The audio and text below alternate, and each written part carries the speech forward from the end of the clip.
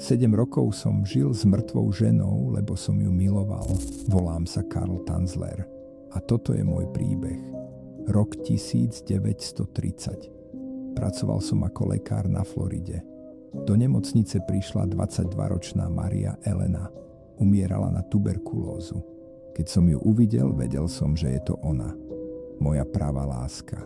Zamiloval som sa. Snažil som sa ju zachrániť. Ale v roku 1931 zomrela. Zaplatil som jej pohreb.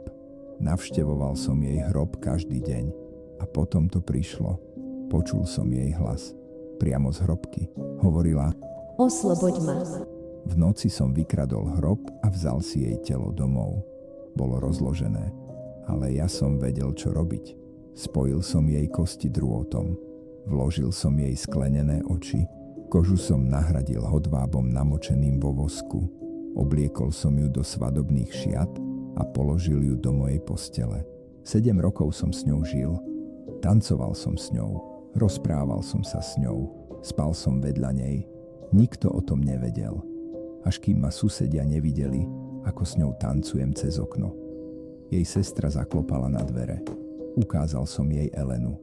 Začala kričať. Okamžite ma zatkli a moju lásku mi vzali. Psychiatri ma vyšetrili a vyhlásili ma za normálneho. Prepustili ma. Nedostal som žiadny trest. V roku 1952 som zomrel. Sám. A bez mojej lásky Eleny. Myslíš si, že som bol romantik? Alebo len chorý človek? Napíš do komentára. Celý môj príbeh bez cenzúry so všetkými detailmi nájdeš na Hero Hero. Príbehy strachu.